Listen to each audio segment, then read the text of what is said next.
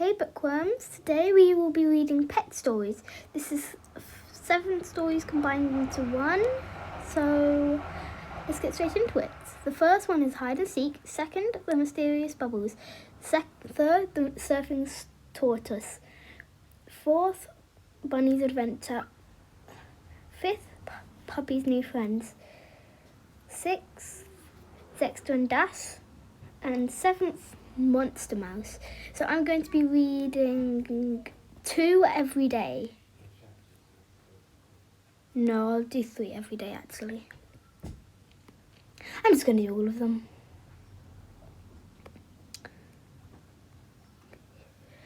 Hide and Seek. It was a rainy day. The pets were bored. Then Kitten had an idea.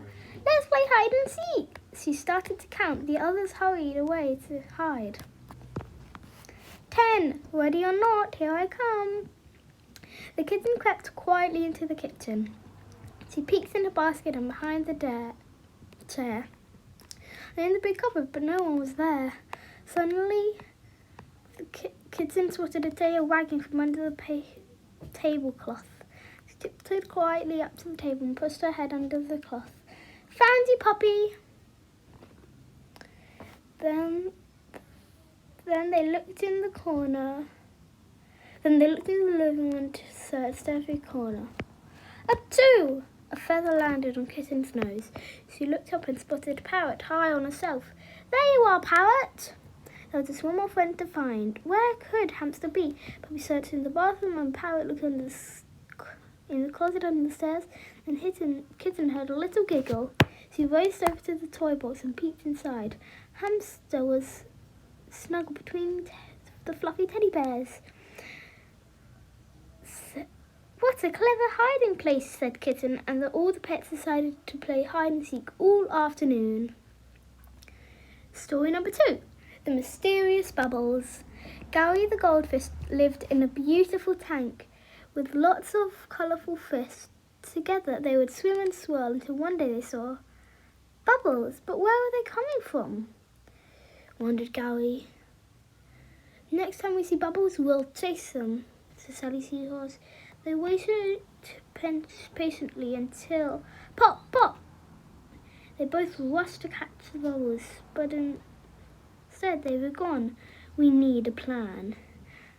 There they are again. This time I'll swim around one way, and I'll go the other.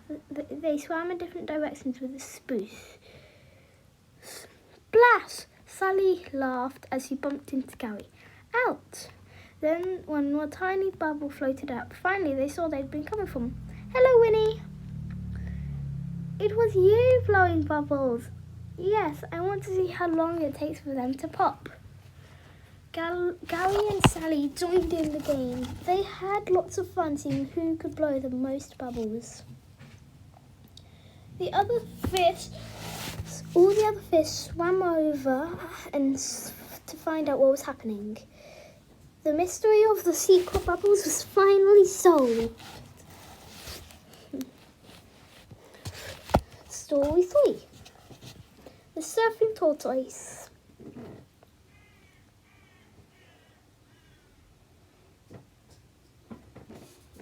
Tiny Tortoise loved to take slow walks in the garden, and he could never keep up with his friends.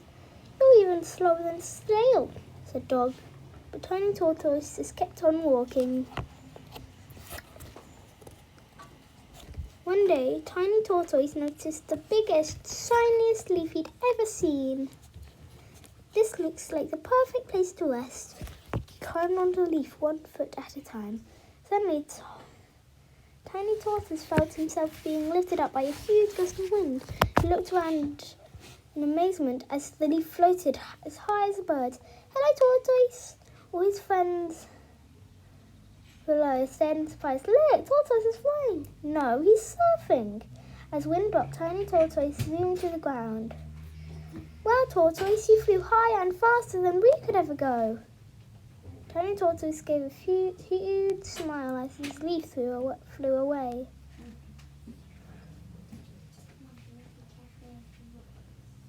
No one ever made fun of Tiny Tortoise again, and animals would visit the garden from far and wide. We've come to meet the surfing tortoise. It was magic, Tiny Tortoise would say with a smile and a wink. Book 4, Bunny's Adventure. Little Bunny lived with her mummy in a cozy hut. One day she was so excited because she was going to explore the garden for the first time. Follow me, said Mummy, and they hopped outside.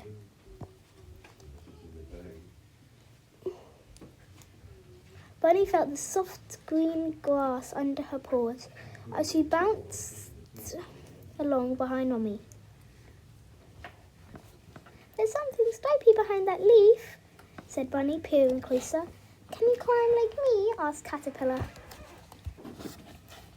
Bunny had lots of fun climbing, then hopped away to explore a leafy jungle. Mummy pointed to a spirally shell. Suddenly, a friendly face appeared. I'm Snail, come and meet my friends.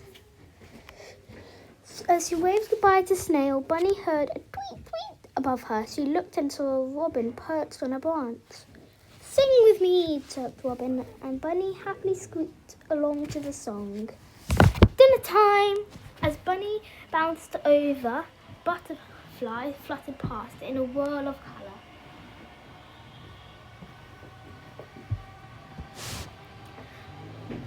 Bunny raced him all the way home, hopping higher and higher. After such an adventure, Bunny felt very sleepy. He snuggled up with Mummy in the straw and yawned. I want to play with my friends all day tomorrow too. Is this book 5? Yeah, it is. Okay. Book 5, Puppy's New Friends. Puppy couldn't wait to go to the park. He rushed through the gates but then stopped. All the other dogs were much bigger than him. He felt nervous and shy and nervous. Play with us, Puppy, called a sheepdog, chasing a spotty ball. Puppy tried to join in, but he couldn't jump high enough, and the ball went straight past him. Puppy rushed away to the trees. Look where a race was about to start. This looks fun, thought Puppy, joining the other dogs at the starting line. Get ready, set, go! Shouted Squirrel.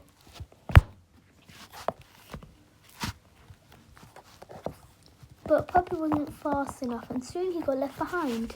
I'm never going to fit in here. As he headed back towards home, he heard a woof woof sound nearby. Puppy followed the sound and found a spaniel. I've lost my paw in the stream, she cried. Let's find it together.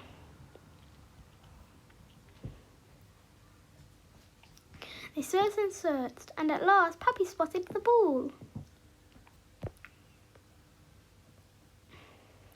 Then the two friends chased the ball into the stream. Splish, splash!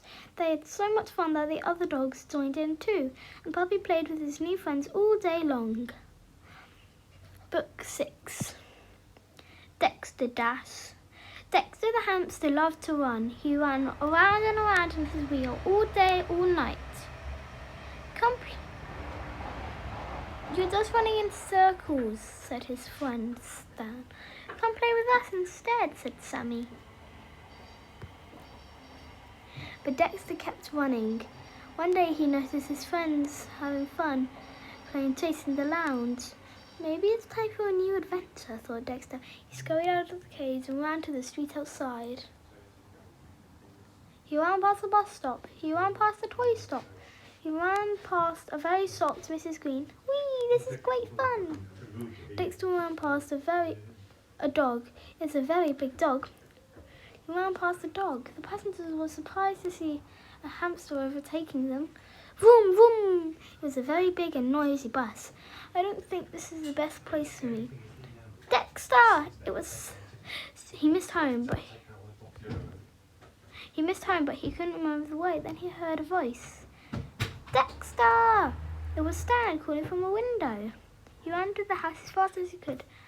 I must have been running around in a great big circle. He had a great adventure, but now he couldn't wait to run in his wheel again. And the this is the last book. So, Book 7, Monster Mouse. When Tiddles comes to live in a new house, it was already home to a big grumpy cat. Who do we have here? Asked Boris. Just then, a little mouse scuttled across the kitchen floor. Tiddles squealed and hid behind Boris's legs. Whoever heard of a cat being afraid of a mouse? Boris laughed and rolled on the floor. Tiddles trembled as a small twitchy nose poked out from a hole in the wall. The mouse tiptoed closer to Tiddles. I'm Nibbles. You don't need to be afraid of me. Tiddles smiled, and soon the cat and the mouse were friends. Nibbles told Tiddles about how Boris always chased her around the house. If only we could teach him a lesson. Just then, Tiddles came up with a great idea. That night, Nibbles hid behind the sofa with a pan, a wooden spoon, and two great big paper plates. Just as Boris was going down to sleep, Nibbles banged the pan.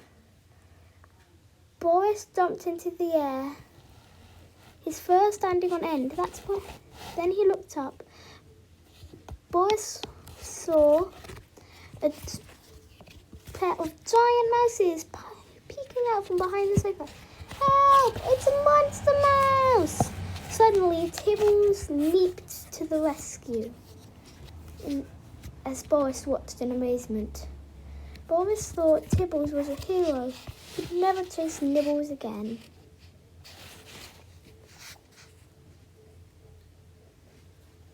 And that's it for now.